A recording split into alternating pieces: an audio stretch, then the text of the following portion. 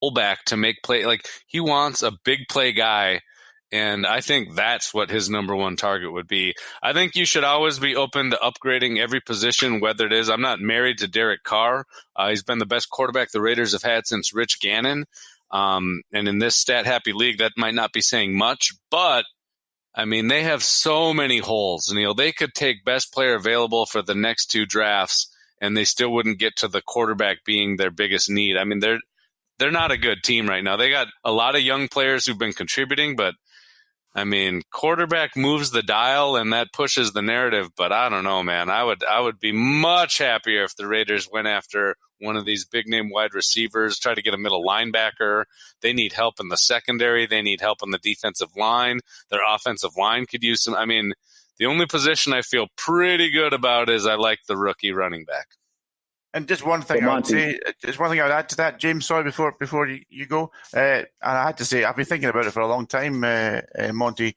That I really love your sweet tight end. So the dreams you have are of Chase and of my sweet tight end. I love it. Yeah, Darren Waller had a hell of a year, man. Good for him. Good for him. I'm rooting for him.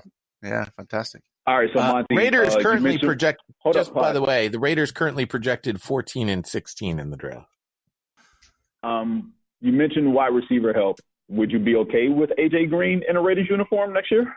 Ooh, I mean, they've got a lot of money, so I think that next year all of the guys that Rob wants in free agency are going to be bid against the Raiders, and every talented player is going to have to ask themselves, do I want to go to Vegas or do I want to go to Buffalo? What they're really asking themselves is, do they want to go to the playoffs or not? And, then they'll go to Buffalo. You have $21 million less in cap space, so Buffalo has $21 million more. And literally no one to resign. Literally no one. Yeah, the Raiders have no one to re-sign either. They're in pretty good shape as far as the cap goes. I'm just thinking of, spending the nights out in Las Vegas versus spending the nights out in Buffalo, New York. And I like jumping through tables as much as the next guy. But I got to say, if I'm a 22-year-old millionaire and I want to go out and chase after some showgirls, I think that's got to say something. Gosh. I hate it because Las Vegas is literally one of the only cities in the country that keeps their bars open later than Buffalo. I mean, I like AJ people Green, say the James, same thing about the Miami Dolphins, and yet they sucked for years. I don't think the Raiders are going to go crazy. I think Mayock has got a long-term vision, so similar to what we were saying about the Dolphins, like they're not trying to win next year. I don't think the Raiders are a Super Bowl contender next year. They're going to try to bring in some quality guys, but I tell you, John Gruden, from everything I've seen for John Gruden 2.0, he wants a big play wide receiver that can do something, and he's willing to give up a little bit to get that. And I think Mayock is licking his lips looking for one of those guys. I don't know if they'll get one of the Alabama receivers, but they're going to get someone. Yep. I think the Raiders in the first round, one of their 2 picks is going to be a wide receiver. I don't think Judy necessarily falls to them, but, I mean, maybe a guy like T. Higgins. Maybe I'm not just thinking like in a macro perspective of like a businessman. If you're moving to Las Vegas and you're trying to delve yourself into a community and get a new fan base, I don't think you necessarily want to just cut Derek Carr and bring in some second-tier quarterback rookie. Derek Carr and John Gruden are going to go out there. They're going to win 9 games next year. They're going to be sniffing around the playoffs, and Las Vegas is going to have a good time. And then after that, if you want to bring in another quarterback who's got a higher ceiling, sure. But the Raiders have so many things that they need to address before their middle-of-the-road quarterback issues, in my opinion. But we'll see what happens. He's never won with, like, a crazy good quarterback. Like, he won a Super Bowl with Brad Johnson. Like, say what you want to about Keenan McCardell, like that guy, and Keyshawn Johnson. Those are 2 good receivers. Like, Hunter Renfrow is a solid guy. It's third and Renfrow. He's like a poor man's Danny Amendola, but you still need a big play threat to make some of this spacing in this offense work, and the Raiders have not had that. I agree. I think they do need a receiver, someone to go opposite. I love Tyrell Williams. I don't think you want him as your number 1. He's been banged up this year, but 100%, and I don't think Zay Jones is getting it done either. Well, yeah. Didn't Gruden and Carr buy property like right next to each other in Vegas too? They did. And I think that's locked in for 10 years, so they cannot sell those properties for the next 10 years. They have to. Is Gruden's house up for sale yet? Is the new website that people have been tweeting out. Hey, man, the Raiders have a lot to live up to in Vegas, considering the Knights went to the Stanley Cup in year one. It's also true. Yeah, I don't see that happening, but I think that sucks, man. They're never going to have a true home field advantage because every person that I ever have drank a beer with has texted me, hey, man, let's go to Vegas and see my team when they come to town. And it's just going to suck. The only place they'll have a home field game is when they play in Los Angeles against the Chargers. There you go. I mildly disagree with that because when I lived in Las Vegas, they're just begging for a team. I know it's easy to say they're going to be like the worst tailgating team and all of that, but the city, I mean, it's a big city. It's 2.2 million people, and they're going to get behind them because most of them don't care about hockey. And they really got behind that hockey team. I think it's going to be a little bit better than everyone thinks.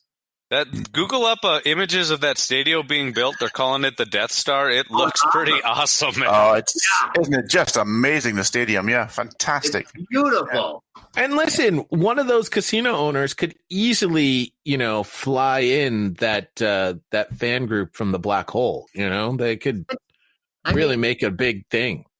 Those are sad, sewing those stories of those lifelong fans that they're getting priced out, man. They're not going to be able to make it. But yeah, if the billionaires bring them in, what I think will be more interesting is like when the Patriots come to town and at whatever hotel they're staying at, all the showgirls and ladies of the night start knocking on the door at about 11 o'clock. I mean, that's going to be a different kind of home field advantage. That's next season. Those teams are not going to win in Las Vegas. That's just a fact. All right, so we spent a lot of time here on the Raiders. Monty's here. The Denver Broncos, obviously, Neil, you started off with saying you liked what you saw of the quarterback, but has John Elway seen enough? Well, John Elway is not the greatest evaluator of quarterbacks, in my opinion, Jay. So if he doesn't know, then it's probably a good sign for Drew Lock. I think. You look at GMs and we had questions about Mayock coming in from the TV studios to be the GM, and yet now we're thinking, is he the GM of the year? He could easily be, and certainly John Elway is not. He's wasted a lot of draft picks, and that's a very thin squad with a lot of work to do, especially if Drew Lock doesn't pan out. They do have some talent, though. Cortland Sutton looks like the real deal. I mean, Harris and Von Miller are still good players. Whether or not they have a bag packed to go on vacation before this game starts is one question. Those quotes coming out of the Kansas City game were not very encouraging. But the Denver Broncos have more talent than the Oakland Raiders. They should win this game, but I don't think they will. I would say overall roster-wise, I think the Raiders have shot up the boards and are ahead of the Broncos. I mean, the Broncos, they've got one or two outstanding players. I don't think they've got much of a squad.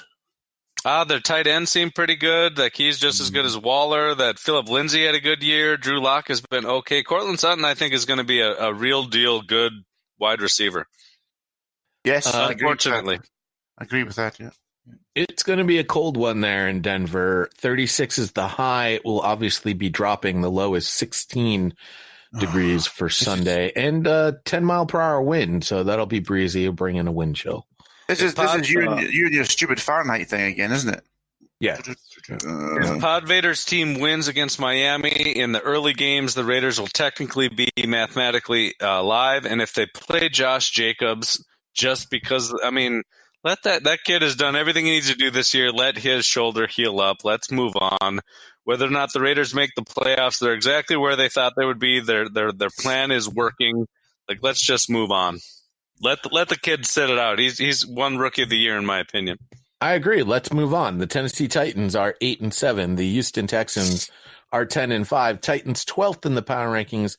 The Texans 9th. This is one of two legitimate games this week that we can actually look at and say, hey, this is actually a game. The Titans are favored by 3.5 in this one. Ryan Tannehill has never played in a playoff game, but this game is necessary to win to make the playoffs. Houston is locked in as the AFC South champ, so I guess maybe it's not going to be as legitimate as we might have thought. How are the Texans approaching this game? James, do you have any idea on that? Considering they play at 4 and the other teams they need to lose play at 1, they'll already know whether they can move up to 3 or not, because that'll be the Kansas City Chiefs, as you mentioned earlier. So they'll know based on the Chiefs' outcome before the game starts whether they have a shot as a 3 seed. Because personally, I think they want to avoid the Buffalo Bills in that 4-5 matchup. They want that 3-6. But since already knowing that Chiefs win, they may rest people in this game, letting Tennessee in at the 6. So I honestly for J.J. don't know Watt, they're going to bring him out there. J.J. Watt will play. J.J.'s not going to play in this game. I don't understand why they think J.J. Watt's going to be able to play in the playoffs. Even if he is, quote-unquote, healed, there's no way he can be an effective football player. Effective, no. Play, yes. Yeah, but it is still crazy. I don't know why he would even want to play. Well, I know why he would want to play, but there's really no need to bring him back. The defense has been playing good, not great, since he went down. It's kept him in some games, actually won some games for them. But this is probably a player doing more harm to himself than the organization. It's Fuller playing. With all due respect to Ryan Tannehill, which I know is a big part of the podcast, doesn't this game kind of come down to whether or not Derrick Henry's playing? Oh, Henry's definitely playing because he was sat out last week as a precaution. The game last week didn't matter as far as their playoff seeding. They were going to be in the same spot, win or lose.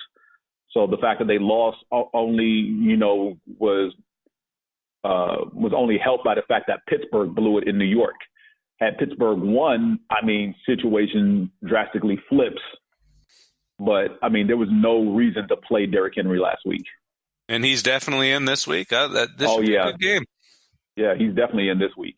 I bet Bill O'Brien is more of the Bill Belichick tree where he's not going to rest a lot of his starters unless they're legitimately hurt. He's going to try to win this game, wouldn't you say, Pod?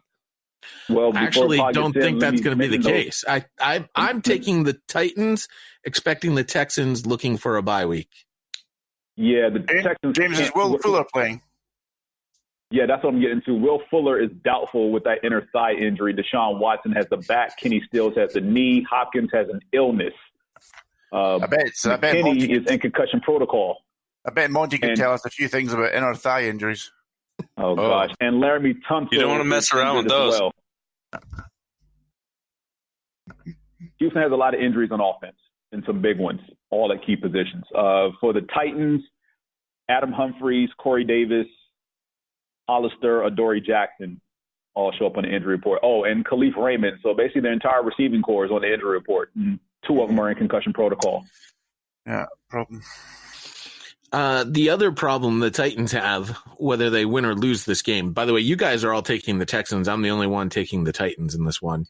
Robert and I were talking, both Titans quarterbacks are free agents next season. Tannehill and Mariota. Yes, they are. No, only Mariota's a free agent. They're re-signing Tannehill. Well, they're both technically free agents going into next season. Wow. Still a profit, huh? So, Robert, as I said, I think Marcus Mariota is going to be the steal of the quarterback free agents. Oh, no. I think someone's going to pay him more than you think. Like, he's not going to give him a $5 million deal. Someone's going to give him the Brissett type deal. And I know he didn't play good this year, but I just keep on thinking of that Kansas City game in the playoffs a couple years ago. Like, he's a good I feel like he's a good quarterback. Maybe. Rob. He can't keep throwing touchdown passes to himself. I don't know the extent of his injuries, though, but it feels like the last few years he's been in and out of the lineup based on injuries. He feels like he's going to go to New England or Los Angeles Chargers, in my opinion, and they're probably going to be happy in a year or two. Injuries. I think we've seen who he is. He's a bang average player who promises much but delivers little. With terrible coaches, though, give him a good coach. Maybe something changes. I don't know. I'm not ready to close the book on Marcus Mariota. If you've got that much talent to be the number 1 overall pick, Heisman Trophy winner, you're going to get a few more chances. And I think on a good team, we'll see what happens. We didn't get too much into the New England offseason, but the Patriots have a cap problem where they only have $49 million in cap. No. Brady is off the books.